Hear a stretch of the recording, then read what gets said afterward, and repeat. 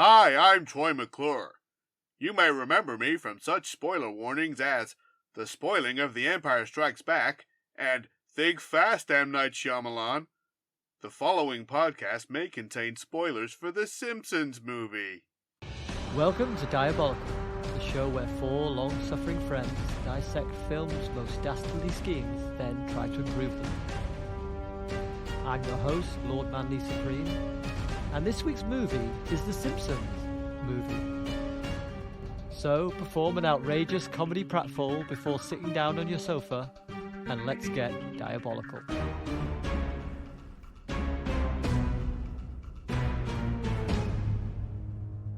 Hello and welcome to the pod.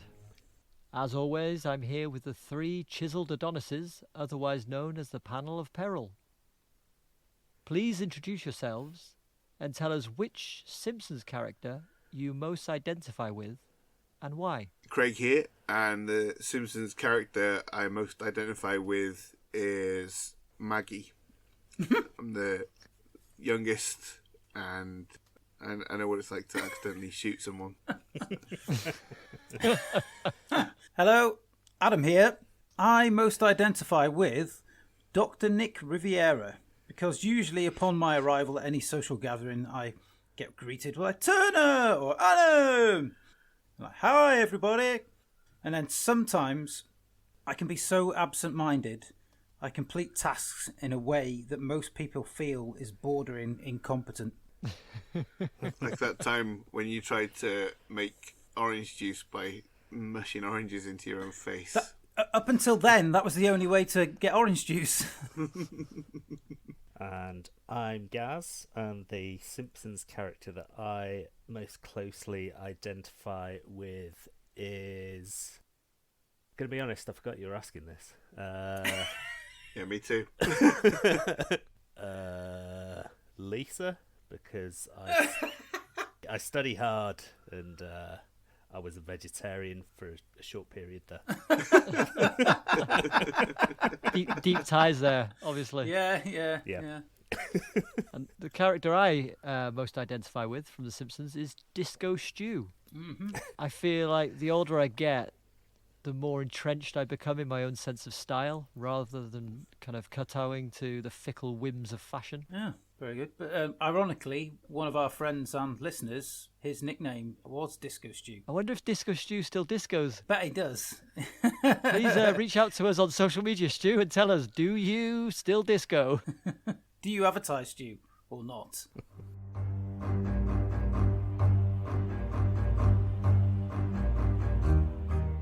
Later, we'll be competing to see who can come up with this week's most diabolical scheme and earn precious peril points for the diabolical leaderboard. But first, for a bit of dysfunctional family fun, we're going to have a little quiz that I'm calling, Did the Simpsons Really Predict This? I'm going to read you some spooky predictions that the Simpsons TV series got right. But I'm also going to throw in some red herrings. If you think it's a bona fide Simpsons prediction, say, thank the Lord for this bountiful penis. If you think it's made up, say, dome. Right, the first one. Walt Disney and Fox merger. Did the Simpsons predict the Walt Disney and Fox merger? Thank the Lord for this bountiful penis. Thank the Lord for this bountiful penis. Dome! Well, I'm afraid that is true. They did predict it. Woohoo! Season 10, Episode 5, When You Wish Upon a Star. First broadcast in 1998. Homer suggests an idea for a movie during a phone call to 20th Century Fox executives. And the next scene of the episode shows that 20th Century Fox is now owned by Walt Disney. Don't remember that. Okay. Ergo, it didn't happen. Number 2.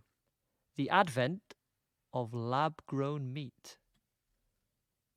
Did the Simpsons predict the advent of lab-grown meat? Thank the Lord for this bountiful penis. Bountiful penis. Dome! That one goes to Gareth. It was in fact false. I made that up. The Trump presidency. Bountiful Thank penis. the Lord for this bountiful penis. You are indeed correct. Season 11, Episode 17. Bart to the Future. It premiered in the year 2000. And we see a glimpse of the future. Lisa is president of the US and mentioned that she has been tasked with fixing the economy after former President Donald Trump's term in office. All right, next one. Did The Simpsons predict Bennifer 2.0? The rekindled relationship between Ben Affleck and Jenny from the block. Dome. You are correct. That was a red herring thrown in there by yours truly. Okay, and finally, did The Simpsons predict the disappointing 2010 Lost finale? Thank the Lord for his bountiful penis. Bountiful penis. Dome. And that one goes to Gaz again. That's another red herring thrown in there by yours truly to slip you up like a banana skin. But did Gaz get them all right then? Yeah. Yeah, I think I you think did. I'll tell you what, though. The finale of Lost isn't disappointing. It's really good. I haven't watched a single episode. Oh, well, bully for you. Would you want a medal? What a fucking connoisseur of the arts you must be to ignore popular television shows. Yeah, I found it to be disappointing because there was so much promise in the early seasons, but hang on. There were parts of Lost that were disappointing, don't get me wrong, but the finale for me wasn't one of them. I think at that point, that was about as good as an ending as I could have hoped for. Yeah, fair point. Yeah. Yeah, thanks, Tanner. Backing me up there. Yeah, thanks, mate. Okay, now let's dive into this week's movie. After 18 seasons of the record-breaking TV series, The Simpsons finally made the jump to the big screen in 2007. Released in theatres on July 27, The Simpsons Movie was received positively by critics and grossed over $536 million worldwide, against a budget of $75 million, making it the 8th highest grossing film of the year. Any guesses as to the top 3? And I will give you a hint. They are all sequels that are part of huge franchises. Hunger Games? No, that's not in there. Oh. Harry Potter. There is a Harry Potter film, yep. Oh, yeah. Harry Potter and the Order of the Phoenix. Yeah, yeah. Good. That is at number 2. Pirates of the Caribbean. Very good. Pirates of the Caribbean at Yes. World's End is the highest grossing movie of the year. Absolute load of shite as well. Police Academy 8. Didn't quite make the top 10. Okay. 3 colours blue. Part of the, There is a 3 in the title. Oh. It's a superhero. Oh, Spider-Man 3. Spider-Man 3. Dang it. Yeah, Spider-Man 3 was in it. 3 killers, blue. Very good. The Simpsons movie's success also made it the highest grossing film based on an animated TV series and the second highest grossing traditionally animated film of all time. Any guesses as to the highest grossing traditionally animated film? Spirited Away? It's a good guess, but it's not the one. I'm going to say Snow White and the Seven Dwarfs. Bambi. No, but you're on the right lines. It was actually The Lion King. Ah? Yeah. The voice cast, including series regulars Dan Castellaneta, Julie Kavner, Nancy Cartwright and Yeardley Smith, signed on to do the film in 2001, and work began on the script shortly after, with additional writers and animators hired to make sure work on the TV series would not be interrupted. Creator Matt Groening signed series director David Silverman to direct the film, and the strongest possible writing team was assembled, with many of the writers from the show's early seasons selected. The result is a story that sees Springfield become the world's most polluted city and its residents sealed inside a huge glass dome by the Environmental Protection Agency.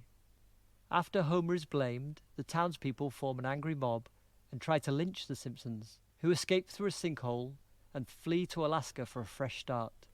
However, they soon return to their home city after discovering a government plot to wipe Springfield from the map in order to stop word of their dastardly scheme from spreading.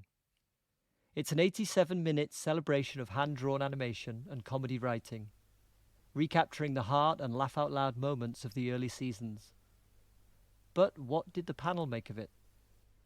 Adam, if you had the luxury of unlimited thumbs on your hands and forearms, how many of them would you put up for this film? 1,000 thumbs, probably. Ooh, that wouldn't leave much space on your forearms. Yeah, I loved it. And like you said, it is a return to form. And everybody was wondering, all the serious fans like us were wondering, will The Simpsons translate to the big screen and not just try and stretch an entire episode across an hour and a half?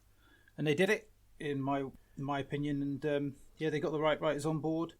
From the very opening minutes of the whole thing, you know straight away they set the tone, and you think, yeah, we're in safe hands here. And I love rewatching it, and I've watched it twice in the past week, so yeah. Oh, great. Fantastic. Glad to hear it. Gaz, what did you think? It's good. I remember at the time going to see it in the cinema. I think Craig, Adam, and myself did actually see it in the cinema together. And it, like you say, it was a return to form because it sort of fell off from watching the show week to week because there was quite a steep quality drop off after sort of season 9-10, wasn't there? Yeah. It is very good. It's still below the level of those initial 9 or 10 seasons for me. It somewhat recaptures what made it special, but it's also trying very hard and visibly so to bring the emotion. And it, as opposed to something like South Park, Bigger, Longer and Uncut, which did something very different by becoming a musical, I feel like they didn't really justify it being a film so much. It feels like a plot that could have taken place on a 2-part episode, really, like a Who Shot Mr. Burns style end of season cliffhanger, perhaps. But I did enjoy it. It's just, for me, the time it took to make a movie, I just feel like they could have pushed for a bit more out of it, personally. That's interesting you say that because the script was actually rewritten 100 times. Yeah. 101st would have done it. I heard a rumour that the producers, when they read the script, shredded it every time they read it so that it couldn't be leaked at all. Oh, wow. I think that's probably a myth. But I would like to know if that was actually something that happened or not. Craig, what are your thoughts? I'm going to give it my lowest score ever. 7 thumbs up. That's a little Simpsons reference for you there. For me, it's a mixed bag as well. You know, ironically, some of the things Gaz said there, originally it was planned that it was going to be a musical, and I think that would have been better.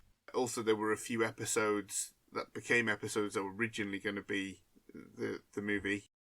Can't remember what they're off the top of my head right now. There was one about manatees. So that kind of lends credence to the theory for me that this could have been an episode rather than a movie. The biggest crime for me is that it kind of recycles ideas we've already seen in The Simpsons before. Like Bart gets a father figure in Ned instead of Homer. We've seen that before. Yeah. Marge leaves Homer over something he's done that's stupid and he comes back. We'd seen that before. Lisa gets an environmentalist boyfriend. It's like a little greatest hits. But while it has some moments in it that I feel are like try hard and trying to recapture the early seasons, the biggest one for me is when the lake becomes black and it goes evil. And it reminded me of like the really early stuff, like the earliest like Treehouse of Terror episodes. Is it Treehouse of Horror? Treehouse of Terror. Treehouse of Horror. Should be Treehouse of Terror. Dr. Terrible's House of Horror. Truly diabolical. But it also has some of my favourite ever Simpsons moments in it. So, you know, you can't count it out. The whole sequence with Bart's penis is a masterpiece. It's so good. It's one of the funniest things I've ever done. And it's led to probably the most popular Simpsons meme. Worst day of your life so far. So far, yeah. It's the payoff for that whole sequence is just brilliant. Yeah. A real highlight. Like I agree with you what you're saying there for sure. It does have elements that are quite familiar, and I would say I probably, if given the choice, if I'd watch 3 of my favourite episodes of this film, I'd probably watch the 3 episodes, to be honest. Yeah. 9 times out of 10. So yeah, I mean there are some episodes like the Cartridge Family, Cape Fear, that this movie doesn't come close to. King Size Homer. Yeah. Oh yeah. Tale of Two Springfields. Yeah. I don't know any of these titles. Cape Fear is the Sideshow Bob on the boat one. I know what they are when you say them, but if you ask me to recall it from my memory, I'd be like, okay, right, yeah. What about if I say 8X03? You know what I'm talking about then, don't you? Season 8, episode 3. That's it. Before we move too far away from the kind of story development, I'll share some trivia that I uncovered. Apparently much of the work on the screenplay took place in the small bungalow where Matt Groening first pitched The Simpsons in 1987. The writers spent 6 months there discussing plot, and in an early brainstorming session, producer Mike Scully suggested a story in which Steven Spielberg who was intended to voice himself, would try to blow up Springfield so he can shoot a film there with Tom Hanks. And I suppose the only part of that survived was the Tom Hanks at the canyon. Yeah. In the same meeting, Matt Groening introduced the idea of Homer adopting a pet pig, inspired by a pig waste management story he had read in the news. And the actual plot of the movie itself was inspired by an article that Groening read about a town that had to get rid of pig feces in their water supply. Jesus Christ. Yeah. Yeah, you can believe that, can't you? Especially with all the shit that's going on in like Flint, Michigan and stuff like that with the water. Pretty bad. And at one point there was also an idea similar to The Truman Show, where the characters discovered that their lives were a TV show, but Groening rejected it because he felt that the Simpsons should never become aware of themselves as celebrities. But apparently the idea was later used in a video game, the Simpsons game. I've never played it, so I don't know. There's an episode behind the laughter as well, which is actually a really good one. Got a couple of juicy little bits of triv that you'll find interesting. Both comic book related. Marvel Comics actually published a comic book series about a pig version of Spider-Man in the early 80s. It was called Peter Porker, the Spectacular Spider-Ham, and featured animal versions of other Marvel comic characters. Oh my god. Ben, have you not seen Across the Spider-Verse? It's in that. Peter Porker. It's very good. Is he? Yeah. Wow. And he's got a lisp. He's very funny. It's John Mulaney who does Chip Yeah. or Dale in the new Chip and Dale movie. Can't remember which Yeah, I one. know John Mulaney. He's a stand-up, isn't he? Yeah, good stand-up. Also, comic book guy claims that Eeper was the sound made by the Green Lantern when Sinestro threw him into a vat of acid. Yeah. And the writer of Green Lantern, Jeff Johns, was a big fan of the film, and he actually worked in Eeper as a sound effect in one of the later comics. Yeah.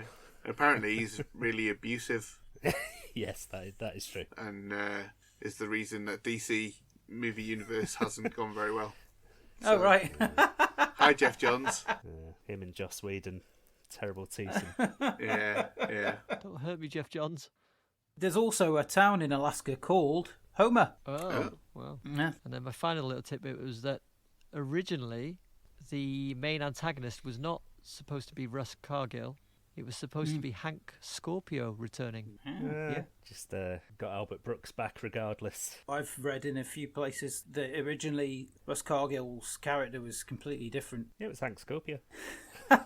His character model it looked a bit less threatening, and the Burger King toy came out with the original design because it was too late by the time they redesigned it. That's it, yeah. The voice was already done there, Albert Brooks does Albert Brooks, doesn't he? He's not, really a sinister character until the end, is he? With the bomb. Well, when he's offering Schwarzenegger the options, he's a bit it's sort of creepy then, isn't he, as well? Take one away. Down. The episode with Hank Scorpio is You Only Move Twice. Has got to be on the all-time list. Certainly for me. Yeah, 100%. Oh, I love that. Yeah, it's up there. With the immortal line, you ever seen a man say goodbye to a shoe before? Yes, once. Get the hell out of here. Papaya, make you strong like Popeye. Popeye, Popeye. My favourite thing in that episode is the video where they're showing how they've improved the area, and it's got the homeless man and he turns into a mailbox. Or where Hank Scorpio's doing the trust exercise with Homer and the phone rings and Homer falls the phone. Don't put that down to mistrust now. What? When? How much of it? Okay, I'll be right up. Homer, I gotta go. Somebody ate part of my lunch. Well, the pocket's full of sugar. Yeah. Do you want some cream? No. All right, so what were your highlights for the Simpsons movie? Easily the penis gag. It goes through all the Austin Powers motions of all the things that hide his penis from the camera.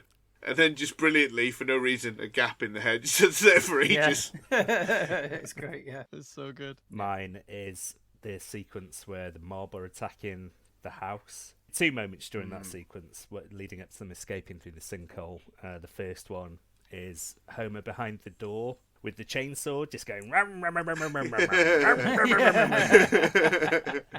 and then like Craig just motioned, the other one is Homer sinking into the sand pit, flipping everybody off. So good. And then using his fingers to dig. Also, the animation in that sequence is brilliant. The lighting on the fire and the 3D movement around the car when they're carrying the car back. It's really a love letter to animation, this film. There's so many great looking scenes. Yeah, I'd say prior to this, the best looking thing they'd ever done was the Cape Fear episode, the Sideshow Bob we were talking about before, when it opens up with the lightning and the da-da, and the shots of the prison and everything, and the love and hate on his knuckles when he's lifting weights. Hey, I get that joke now. Yeah, all that sequence was so beautifully, storyboarded and animated. After this, they started introducing CGI into the show, backgrounds, buildings, and the colour palette all changed, and it never looked that good on the series for years. They've fixed it now quite substantially. But yeah, this was a really good looking movie. Yeah, it's a major step up from the TV show, isn't it? In terms of the way the animation looks at the time, the way the show looked, that does sort of justify the step up. Contrary to what I was saying earlier, I suppose. Hey, it takes a big man to admit he was wrong. Can I just shock you? I actually like this movie. Turner, you must have a list of highlights as long as an old-fashioned scroll. Yeah, there's too many, really. Crikey. Oh yeah, I've got a list, don't get me wrong. I just thought I'll start with the top one and then we'll go from there. Yeah, before you spoil it for everyone. Yeah. Russ Cargill, I just think he gets quite a few good lines, and Albert, what's his name? Brooks. Is just Brooks. Albert Brooks. Yeah, sorry, I couldn't remember his last name for a second. I had mental lock. It's Einstein, but Brooks. No, it really is. No, it is. Yeah, it's Bob Einstein's brother. What? Yeah, his real name is Albert Einstein. So, that's a very good change then, isn't it? Yeah. Very bold of his parents, isn't it? Change his name from shithouse to latrine. Yeah. Russ Cargill and Albert Brooks, or Einstein. He wants 10,000 tough guys and 10,000 soft guys, and that little sequence there. Tough, soft, tough. Sir, you've gone mad with power. He goes, have you tried going mad without power? It's boring. Nobody listens to you. I've got a few. I love the visual gag where I think the dome comes over and the people from the church and the people from most taverns swap places. It's just brilliant. And I love the gag with Homer on the roof with the hammer. Steady. Steady. And the hammer in the eye. Oh my god. Yeah. The first time I saw that, I was not expecting it, and it just killed me. It was great. And then I'll just give one more. I love it towards the end when Milhouse meets Lisa and he's pretending that Colin's dead. Yeah. Yeah. I warmed her up for you. No shame at all, is he? So we've spoken in previous episodes about studio idents before movies, and this is a great one with Ralph Wiggum singing the 20th Century Fox fanfare. Yeah. That's a fun moment for me. Well, this is my favourite one, yeah. When Green Day are singing the theme tune, they've got the lyrics on the teleprompter that are just Da-da-da-da-da. And my favourite thing about that sequence is the news after, when they say, the latest rock band to die in our town. Yeah. Oh, isn't that Reverend Lovejoy? Because I've got that in my favourite lines. He goes, Is it Lovejoy? Yeah. for the latest rock band to die in our town, hear our prayer. The Itchy and Scratchy cartoon that kicks it all off. Which is weirdly bloodless, right? Yeah, that's true. I didn't really think about that. Pretty tame. But anyway, is it Itchy is the mouse? Mm-hmm. So Itchy returns to Earth and has the big parade, and in the news it's got like Itchy the hero, but then there's a little corner where it's Scratchy's widow mourning. Just crack me up. Just a little bit in the corner. It's really dark and funny. I like on the news how they refer to the disaster, Trappuccino. Yeah. One of my other favourite lines of dialogue is when that's been on the news and they reveal the silo with Homer's address on it, asking for the silo to be returned to him if anyone finds it. Yeah.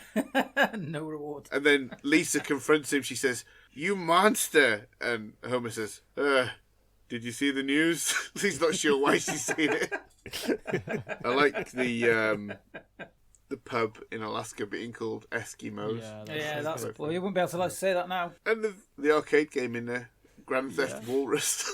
Yeah. I remembered, I didn't rewatch it, but I'm sure on the commentary on the DVD, one of the writers says that they put that in there because they were banking on people hating Happy Feet and having ill will towards penguins. He was like, yeah, that joke didn't pay off.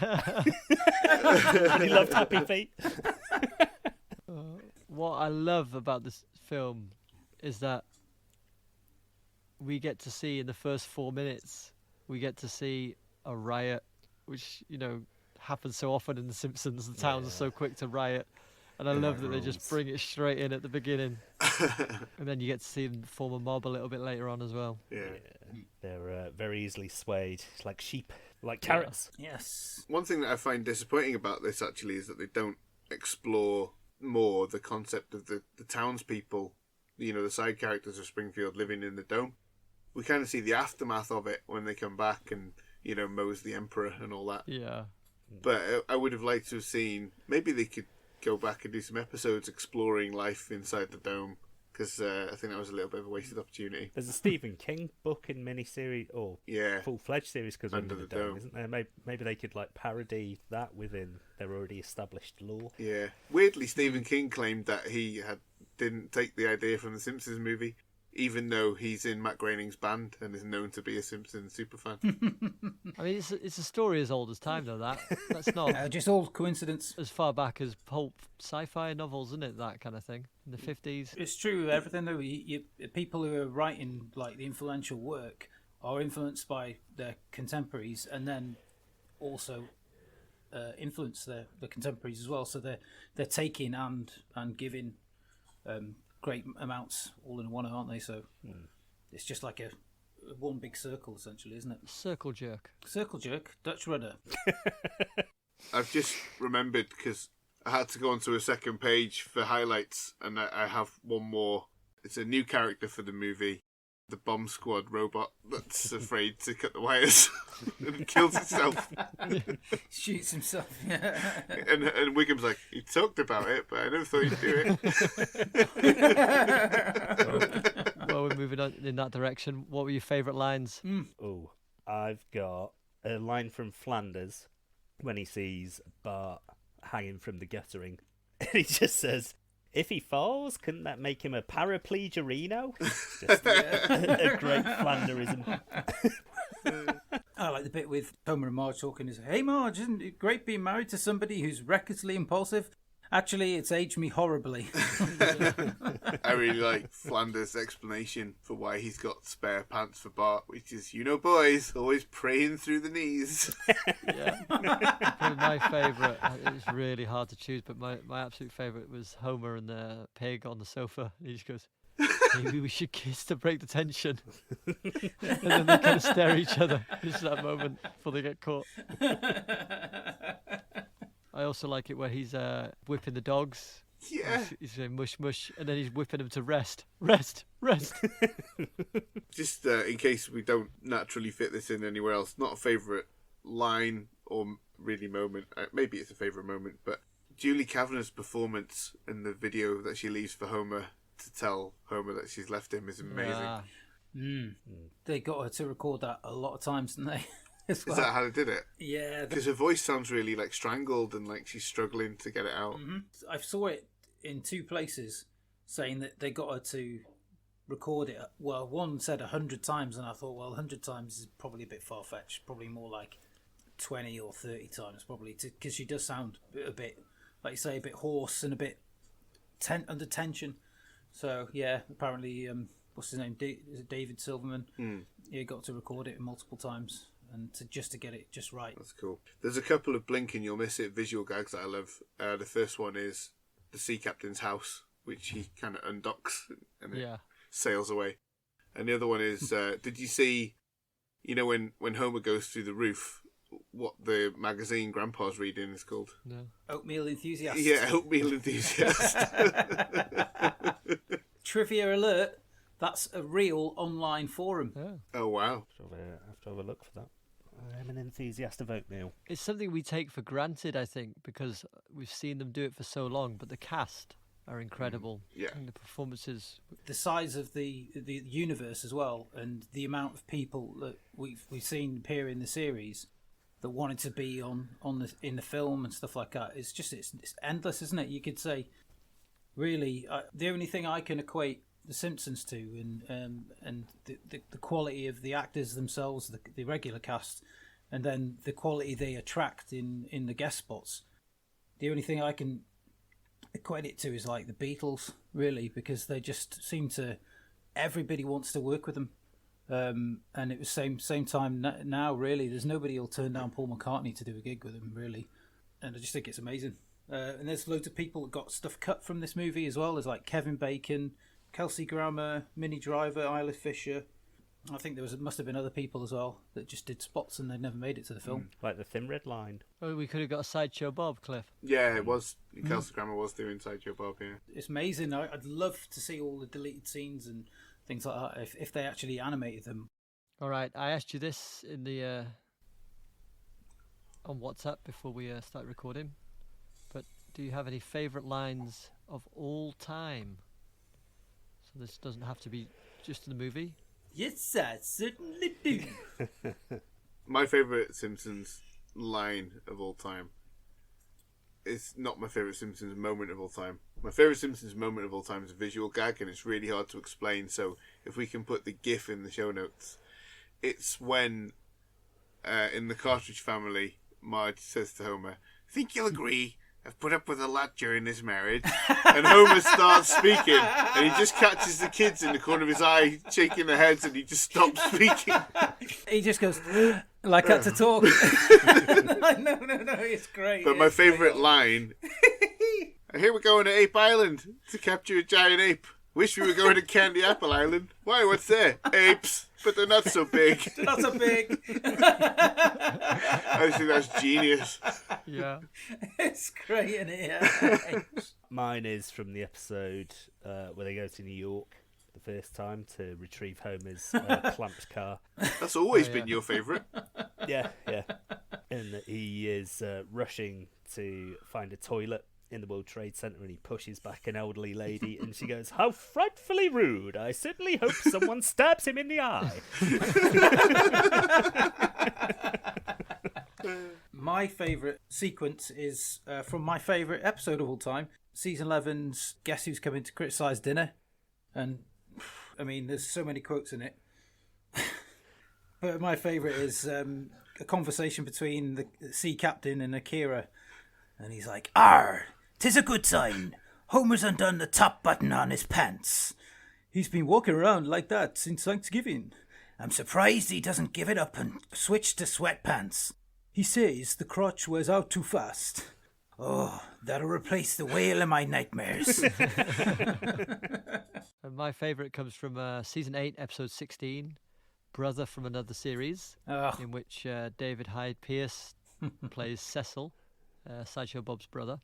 Sideshow Bob knocks on the Simpsons' door, and Marge answers.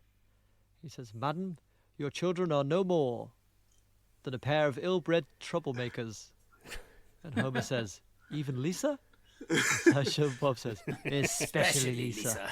But especially Bart." I don't think there's not a bad Sideshow Bob episode, is there, really? yeah. Kelsey Grammer Darn is- good. No, there are. Later on, there's a really weird one where he's got a family in like Tuscany or somewhere. Yeah, that was the one I was going to mention. Just fucking horrible. Oh, yeah. Vendetta! Yeah. Didn't hate it, though. Do you know what?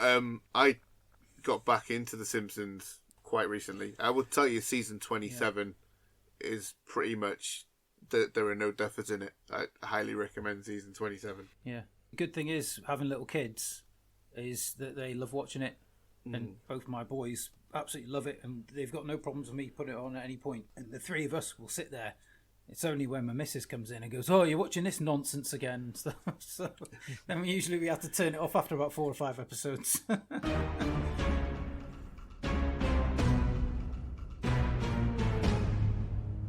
All right, should we move on to the villain plot? Oh, yeah, I suppose. Russ Cargill, head of the EPA, informs President Arnold Schwarzenegger of Springfield's pollution crisis and presents 5 solutions. The president, without reading any of the options, picks number 3, unwittingly ordering the EPA to trap Springfield beneath a giant glass dome. Worried that word of his imprisonment of Springfield might spread, Cargill plots to destroy Springfield by tricking the president into ordering its demolition with a bomb. Fortunately, Homer returns just in time to save the day, defying gravity and destroying the dome in the process. So, what did you think of the villain's plot? Does it pat mustard? Craig? No, it's incredibly dumb. The luck of it working. I mean, it's a fun idea for a comedy movie, but surely anybody would realise they could just dig their way out. Don't need a sinkhole. Just dig. When they had that episode with dig. Where the treasure was under a big T, they managed to dig quite far, and then they realised to get out they just needed to dig up. Dig up, stupid. So there you go. We'll dig our way out. Yes. Wouldn't stand 5 minutes in the real world, would it? Putting a big dome over somebody. Even Schwarzenegger, I don't think he'd be agreeing to anything like that. It's more of like a Donald Trump-esque type of thing, isn't it, really, rather than Schwarzenegger. Schwarzenegger would probably care about people. But I like, that's another bit I like, actually, is they don't even try and disguise McBain anymore. They just put Schwarzenegger and that's it. Yeah. I would rather it was McBain, though, personally. What do you think of the plot, Gaz? Similar to the other guys, if not identical. It's a ridiculous plan, isn't it? There's no chance that he's ever going to get away with it. And like I say, in the real world, I imagine I could escape, and I'm not a particularly good Digger. do-it-yourselfer. Does that class as DIY, escaping a dome? Gardener? Yeah, gardener. Yeah, I'm not a particularly good gardener. There we go. So yeah, not a great plan. Yeah, and I'm in total agreement with you three, and I give it a 3 floret broccoli rating as a plan. But for laughs, I give it 18 turnips. Oh, which, as we all know, are the funniest of all vegetables. Oh. So we introducing a new scoring system here for how funny we find a film. We're gonna have to start keeping track of this. I think it's gonna get a bit heavy on my shoulders if I do that, but I might wheel it out now and again for comedy plots. Okay. And the heroes rejoiced, for they had banished the lemon tree because it was haunted. Now let's all celebrate with a cool glass of turnip juice.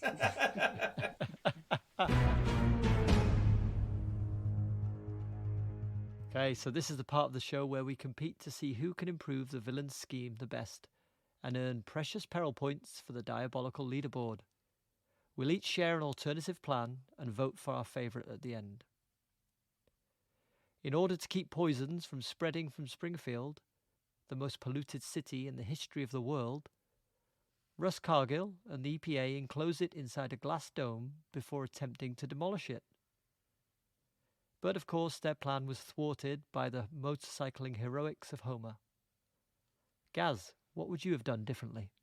Are you ready to laugh? Russ Cargill is a go-go capitalist and head of the EPA. His business portfolio has such diverse investments as large dome construction and tourist attraction demolition services. But he isn't in it for the money. He wants to give back. Though not the money, of course. Forget both of those. What Cargill should invest in is one of the following 2 options. A water treatment plant. Water treatment plants function the same way as water drain pipes, but reduce water pollution by a whopping 85%. It's the first significantly meaningful fix for water pollution that unlocks once your city becomes a quote-unquote big city. Costs 6 times more than a simple water drain pipe and costs more money and power to maintain. It is, however, worth all that if your city is suffering from massive water pollution problems, until you unlock its eco-friendly version. Or option 2, use floating garbage collectors.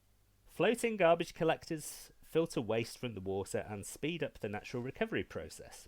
It's called a floating garbage collector, but it's primarily used to cleanse water pollution. You can cluster a few of these together for maximum effect, but note that a single unit comes at a costly $50,000. Once it's done cleansing an area, you can move it to another polluted area to work its magic there. Now you might well say that this is my wackiest scheme yet, that it's unrealistic, unworkable and unfathomable, and to that I simply say, no it isn't. Okay. So he's got diversifying his portfolio, essentially, of what his companies produce. Yeah. Is what he's got to do.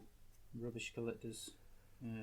Because he can still make a profit, because these things cost a ton, according to the website I was on, the water treatment plant. Yeah. I just wonder how much a giant glass dome is going to cost compared to, 1,000 rubbish collectors or whatever. I was thinking the same thing. It's going to set you back. Giant glass dome. I think a giant glass dome the size of a large town. No. It's covering a lake as well. You'd have to get some Venny glass. Yeah. Give me your largest glass dome. No, that's too big. Very good. It's pretty infallible. Yeah, I don't have any questions. Yeah. Yeah. Well, you're the front runner so far, Gaz. Phew! Just checking, you are finished. There's no 80s TV stars going to make a last-minute appearance. You're not going to tell us how to make toast. No, I'm done, though. Okay, Craig. The Simpsons Movie isn't the first time America's greatest sitcom has contended with environmental issues. In the 21st episode of the 8th season, The Old Man and the Lisa, a seemingly reformed Mr. Burns takes an ostensibly wholesome interest in Lisa's recycling activities, only to later reveal that he's identified a business opportunity, using cheap plastic six-pack holders to fashion the Burns OmniNet, and efficiently catch thousands of marine animals to be turned into slurry and fish sticks. Lisa and we should have known the man with the vest made of pure gorilla chest would have little interest in helping the environment. "Badger my ass, it's probably Milhouse," conjectured Homer, after being told by Bart that one had taken residence in Santa's little helper's kennel. After being assaulted by the creature, Homer deduces it probably is a badger, or possibly a griffin, and as we discover, it is indeed a badger and not the Van Houten boy. The rest of the second episode of the 12th season of The Simpsons, A Tale of Two Springfields, seemingly abandons this plotline to focus on the threat of a new area code that solidifies the class divide in Springfield and cleaves the town in two, eventually leaving Homer to desperately railroad The Who into performing their concert in New Springfield in order to lend the town more cachet. This plan seems to be going well until the final seconds of the episode reveal that a veritable horde of badgers, attracted by the mod melodies, is set to descend on Springfield. Hundreds of badgers crest the hill as the credits start to roll. Hundreds of badgers that will come in very useful indeed. The latest hope in the real-world battle against toxic spills is the sorbent property of hair, be it absorbency, that soaks up liquids and gases, or adsorbency, a property of human hair that attracts said substances to it as a coating that clings without being absorbed. Either way, sorbents soak up toxic spills, and hair is a cheap, renewable and natural sorbent that is set to change the way we deal with environmental disasters. Realising that only a carrot could be trapped under a glass dome, and as yet unaware of the stupidity of Springfield's residents, I steer the president away from option 3 to my preferred option 1. As in the movie, he is all too willing to comply. Option 1 sanctioned, I get to work. Using the technology of the Burns OmniNet, I set about getting the forces of the EPA to round up and tether together every badger they can find in Springfield. Armed with a huge blanket of badgers, we set about dredging Cesshole 17A, aka Lake Springfield, until it is entirely cleansed of harmful pollutants. The badgers are then transported to the former site of Springfield, prior to its wholesale migration at the end of the 22nd episode of the 9th season, the 200th episode of The Simpsons overall, Trash of the Titans. Nerd! Hey buddy, did you get a load of nerd? Once there, the badger mat is gently squeezed until all the toxic sludge has been wrung free into the landfill that was once Springfield. The badgers are taken back to the current site of the town and freed before a dome is placed over the landfill and the whole site within the dome is firebombed, vaporizing the harmful pig crap, etc. Wow. That takes us to new levels of nerddom. Yeah. Have you got a count on how many badgers you'd need to dredge the lake fully? Doesn't matter. Badgers are infinite. How much liquid material can one badger absorb? A low end and a high end, please. I would like to know. So on the low end, it can absorb roughly a small badger's worth, and on the high end, like a largish badger's worth. That's all I needed to know. Thank you. I can't help but feel that this plan is what Harry Hill might have come up with if we'd asked him to do it. He had a badger parade, though. He wouldn't slaughter them. He'd be like the Pied Piper leading them to the lake. Oh, they're not being slaughtered. They're being tethered in these plastic rings, used as a big mat to absorb. This can be done multiple times, by the way, if you do run out of local badgers. But there are a lot in the end of that episode. Yeah. So I have no question with the number of badgers. No problem with that. My issue lies with two things. The size of the gaps in the net. As we know, they're for cans. Badgers are considerably larger than cans. Yeah, but you'll need to get it around part of the badger. Just its snout. Maybe its snout, could be one of its legs. All right, okay. So I accept that. Then this is my real grade A problem with it. All right. What happens to the squirrel when it's dipped in the lake? That's what I was going to say. Yeah. The squirrel is mutated, despite having more eyes, still has hair. If you were using the squirrel net, Burns Omni net, you'd still be able to use the sorbent property of the hair to continue with your plan. So even if the badgers are mutated, it doesn't change the efficacy of the plan. But how would you handle the change though? Because before you'd have released the badgers back into the wild. Still gonna. Would you... Yeah. Okay. Yeah. Okay. That's everything from me. Thank you. Turner. Russ Cargill has Springfield contained for now, but crucially, not finished. Innocent people don't want to be locked up, and people will find ways to break out. What Cargill needs is an unquestionable reason to isolate Springfield once and for all. What he needs is an inside man and an inside plan. Who else does he turn to but Springfield's resident, callous, sociopathic multimillionaire Monty Burns? He levels with Monty. Springfield is to be destroyed. He can either survive and profit or perish with the rest of the residents. He promises Burns a new power plant elsewhere in the country upon successful completion of the plot. We've seen that there is a way to escape the dome, other than sinkholes, and Cargill offers Burns and his faithful manservant Smithers their tickets to freedom through the hole at the top via helicopter and winch. There is, of course, a price to be paid. Cargill tells Burns he must send his cherished nuclear power plant into full meltdown. The meltdown will cover Springfield in a radioactive cloud, ceasing any further attempts to break the dome and dooming the residents to a slow and agonising death. The radiation will be conveniently contained by the glass dome, already in place, and any cracks fixed before any radiation leaks out. The hole at the top is plugged too. Burns and Smithers make good their escape before the inevitable meltdown, and just to make sure they stay silent, are murdered by Cargill when they arrive by helicopter at the EPA compound outside the dome, and bodies dissolved in a vat of acid.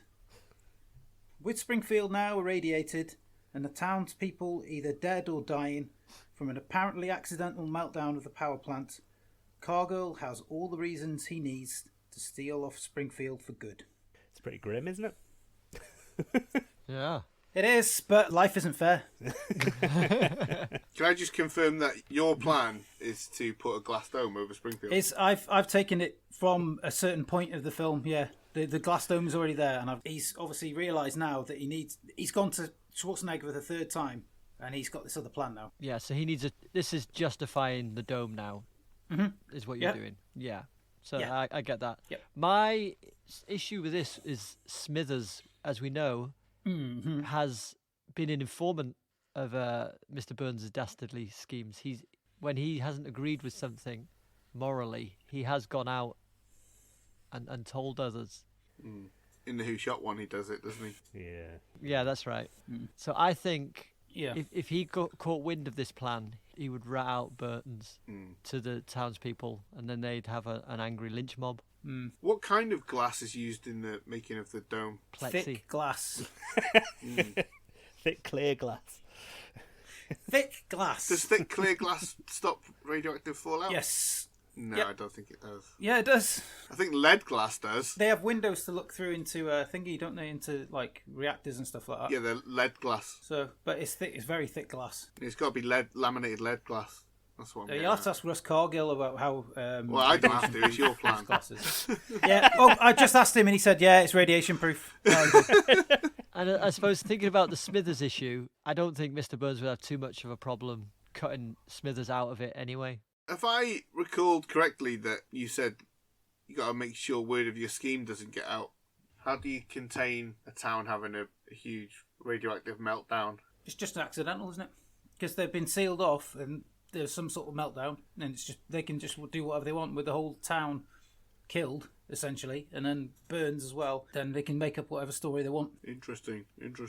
I think Mr. Burns is a bit of a wild card. I think he would try and double-cross Cargill. How? To make himself some more money out of it. How? I think that he would sabotage his attempt to put the power station into meltdown and extort money from Cargill to keep it secret. Anything that gets him more... Because he's getting the equivalent, is what it sounded like. He's getting just another nuclear power plant outside, but he would want more money rather than the Yeah, same. but Cargill can promise him whatever he likes. He can say, yeah, you're going to get all this. You're going to get, another $300 million, a nuclear power plant here, another mansion, whatever you want. And then, of course, as soon as he's got on a helicopter, bang, bang, vat of acid, done. Promise him whatever he wants. That's the beauty of this plan. Okay, fine. All right. Let me give you my plan. Springfield is filthy. It needs to be dealt with, but we can't let the world know it was us, the American government. If only there were a way we could blame someone else for it. I set to work. First of all, my operatives leaked classified information to the government of North Korea, indicating that Springfield is the top secret location of a new futuristic weapons development center. Naturally, Kim Jong-il will take the bait. Use your superior hacking skills to uncover more intelligence, he demands, slamming down his child-sized fist on the cold marble desk. After breaking through some difficult cyber defenses, his people find information showing that the weapons produced at the Springfield site have the potential to dramatically shift the geopolitical balance of power forever. Holy pickled cabbage, he exclaims. Give me more intelligence. His people search desperately for more details, but find nothing to report. Furious, Kim hammers the red button on his armrest, sending the general who brought him this disappointing news hurtling through a trapdoor to a gruesome death in the serpent pit below. I don't care how you do it, just bring me those weapons, screams Kim, lying flat on the floor, pounding the carpet with his fists and feet. His generals do the only thing they can. They send spies to the good old US of A. As soon as they arrive, my people start to track them and photograph their every move. The spies make their way to Springfield. The state is easy to find as it's bordered by Ohio, Nevada, Maine, and Kentucky. When they arrive in Springfield and try to locate the Weapons Development Center, the bombs I have secretly placed in plumbing vans across the city explode. The city is wiped off the map and its residents officially become known as former residents. In the aftermath, headlines across the world read, North Korean spies destroy beloved American city. There is, of course, photographic evidence of them in Springfield as proof. The government declares a national day of mourning. Perhaps in time it comes out that the spies were searching for weapons. Or maybe not. It doesn't really matter. Whatever the case, we do what governments do best. Deny everything. And if public scrutiny gets too intense, we always have the promise of a revenge war with North Korea to distract them. Alright, so, you are Russ Cargill. Yeah. You can change what Russ Cargill does, but I put it to you that you can't predict what Kim Jong-il will do in response to what Russ Cargill does. And therefore, everything that you said happens after that is just conjecture and not a plan. Sustained. Yeah, I tend to agree with that as well. Yeah.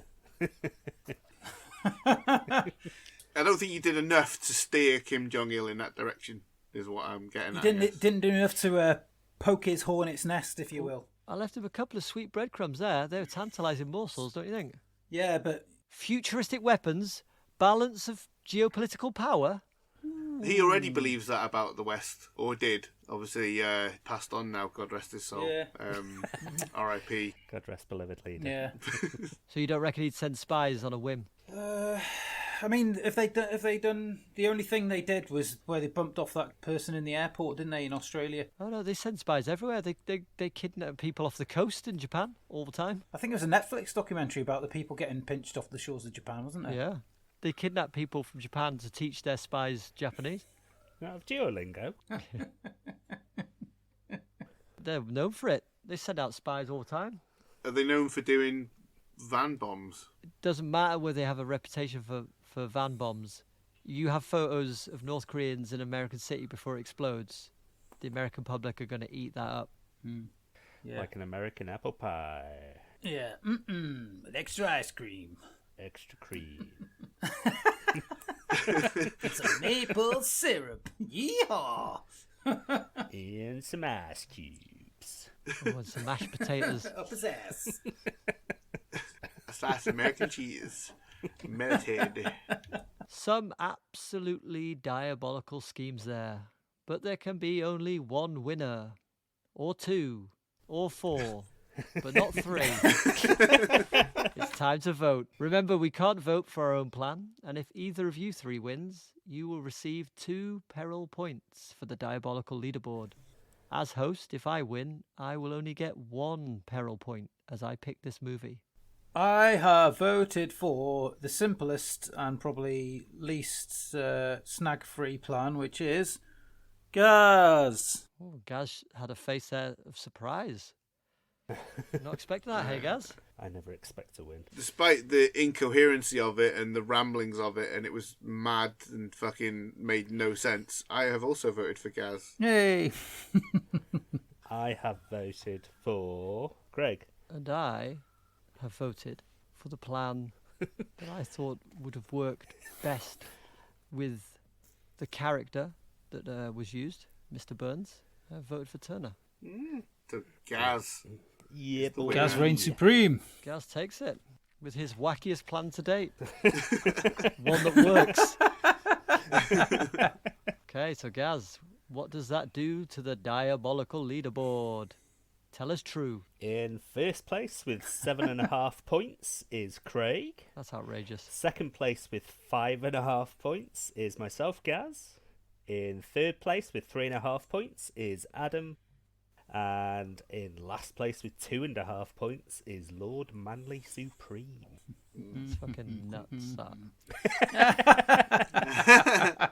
All right, Craig, you will be hosting next week's show. Please tell us, what film have you picked for us? Crouching Tiger, Hidden Dragon. Oh, beautiful, beautiful, beautiful.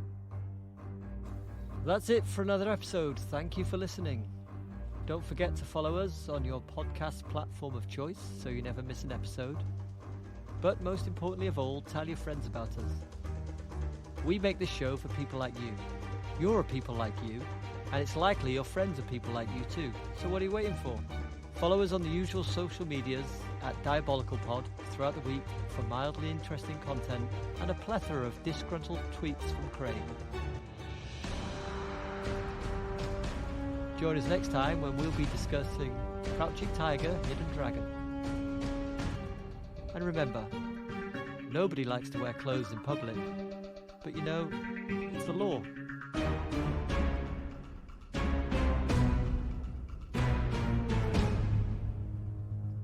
I thought you were going to say something like that. If you made a podcast, we'd listen to you.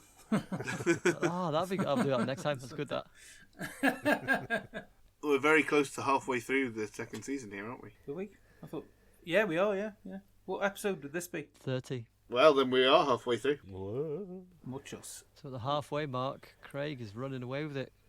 Guys, I don't want to sway your votes in the future, but Are you pretending you weren't already voting tactically today? Because I don't believe you for a fucking second.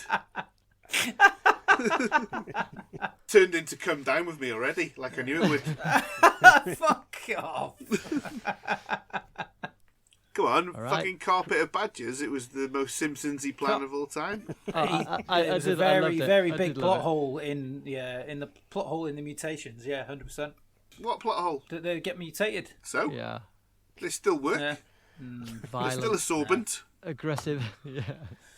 Conjecture. And they're still bound by the plastics. Doesn't matter if they become aggressive. Yeah, but they're like semi. Badger's already aggressive mutants now.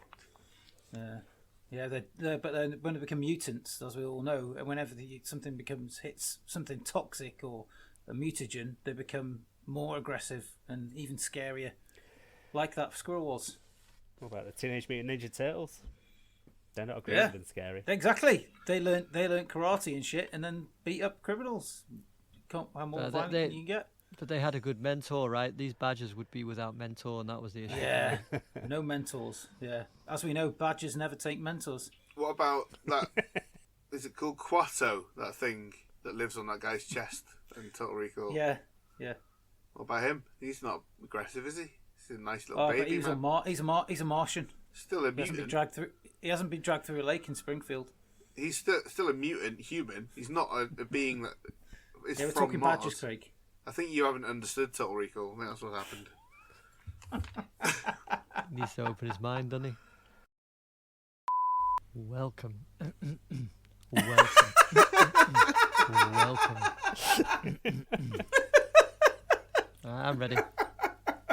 I think we should record the spoiler warning now, so we don't have to fuck around in however many weeks it is. That's such a good idea. What can we do? I don't know. Like, The best Simpsons impressions? Yeah. Homer coming up. Hello, this is Homer Simpson, and this is a spoiler warning for the movie The Simpsons the Movie. You have been warned. Don't. There you go, that's my effort. Okay. Do your Wiggum, Turner, and do a Wiggum warning. I don't know. I'd have to. I don't know what we can say. I don't know. Warn people that spoilers for The Simpsons. All right, move along. Nothing to see here. Me moo moo mo, me moo moo may. Spoilers warning. Thank goodness that spoiler fall into that smoking crater.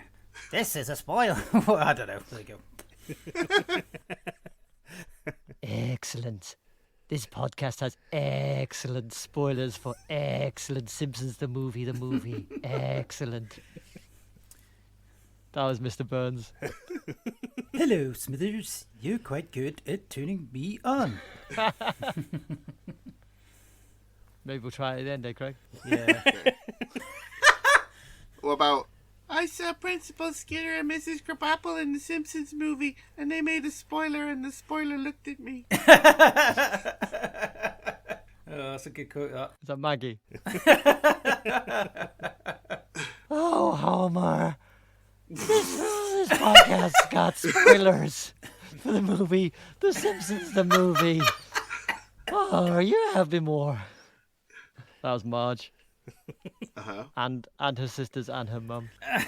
All mixed into one. The family Bouvier.